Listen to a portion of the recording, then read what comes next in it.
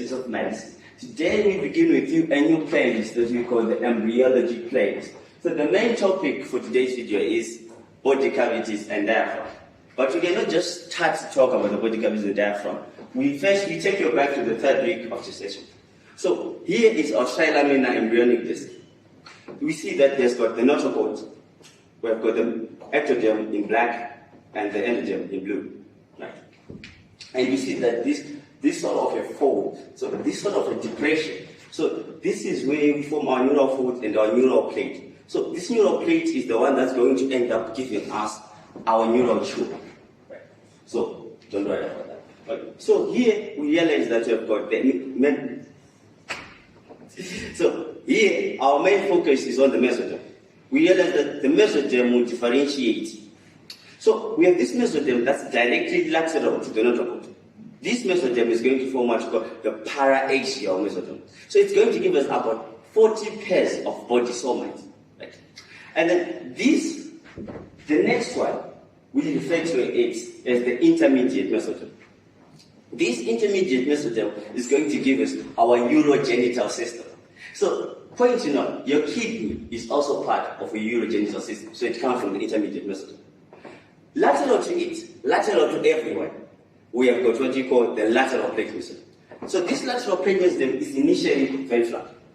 But then, as we grow, as the embryo starts to grow and hit the fourth week, we realize that we start to form what's called the intra-embryonic system. So this lateral plate mesoderm is going to split into two layers.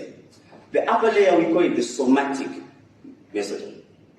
The lower layer, we call it the splastic mesoderm. The combination of the upper layer and the ectoderm, we refer to it as the somatopleural. The combination of the splastic mesoderm and the endoderm, we refer to it as the splashinopleural. So as you fold, as this splits, we form this, what we call the intra-embryonic system, which simply means it's a body cavity inside an embryo. Good. From this stage, we now move on to our main focus, which is embryonic folding, which happens in the fourth. Here, what we have here is the amniotic cavity. Here we've got the yolk.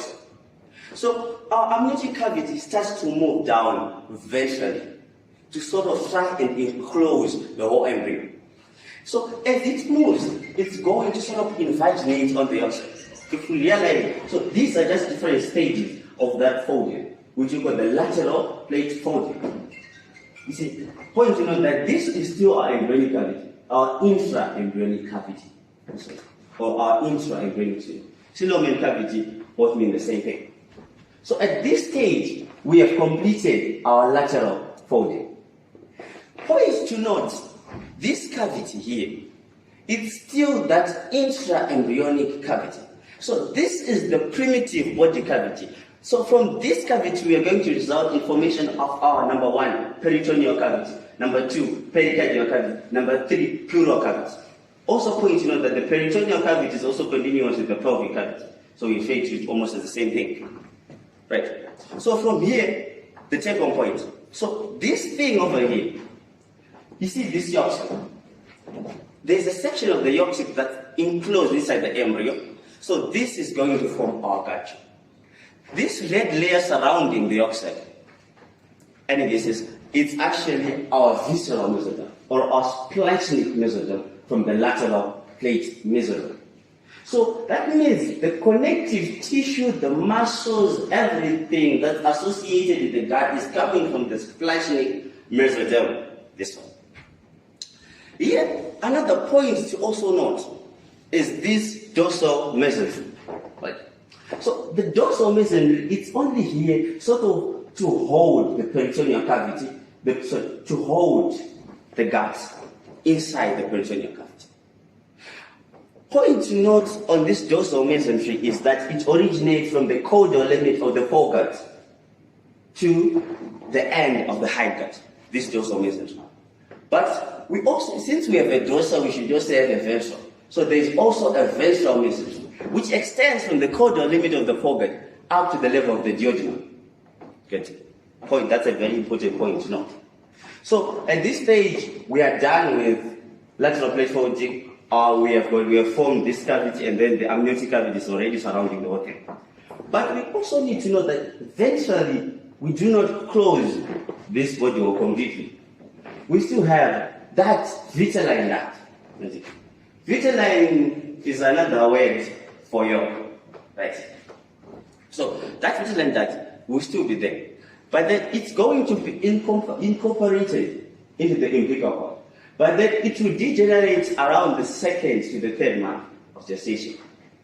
Yes, pointing it. Okay, so we are done with lateral plate folding. So now that we are done, how does our embryo look like? If we were to look at this stage, so this cavity that I'm saying, the primitive body cavity, it's not just in this section, because we have cut this into transverse section. It's surrounding the whole embryo like a tube. So this we are looking down on. We are looking down on our embryo. If you look at this is that intra-embryonic cilium or that intra-embryonic cavity. From this, we are going to form all our body cavities. And point note for references is that we have got these cells, which we've got the angiogenic cells, which will then form our heart. They are already there, located at the cranial end of it. And we have got this that is going to form our septum transversal. Very good. So now that we have talked about ventral, we have talked about lateral body folding, what are the deformities that are associated with this kind of folding? Number one, we can talk about ectopia codis.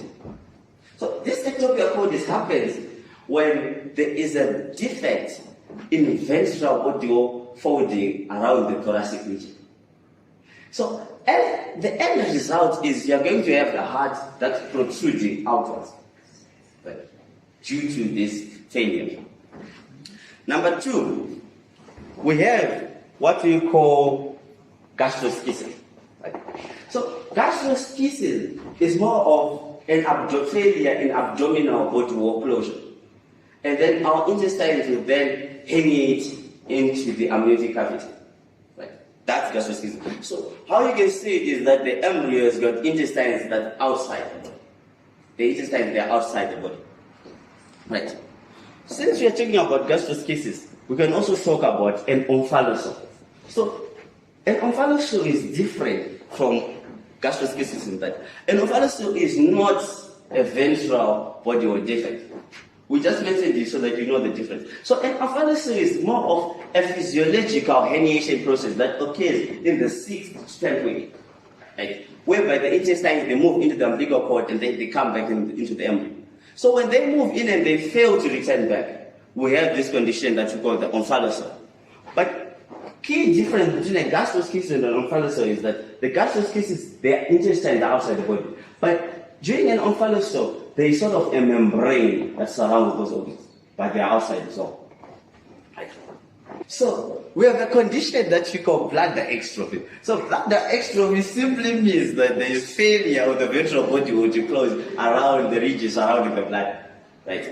So the bladder is outside, but in males it's also accompanied by a defect that we call epicyclis, which means that the dorsum of the day is split in the dorsum of the pelvis. So that's a key feature for bladder extrophy in males.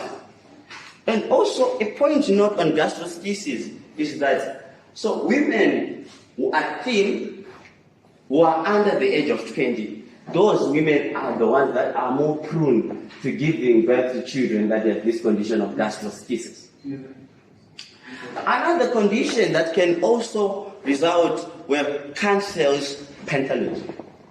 Pentalogy meaning there are 5 body wall defects. It's sort of an all-in-one thing, right?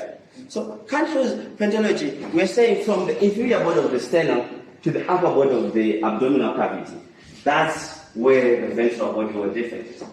So it's associated with conditions like if the patient has no pericardium, there is deformities in the diaphragm, there is the issue of the close of the thoracic wall. Yes. So we are done with the deformities, the ventral body wall deformities.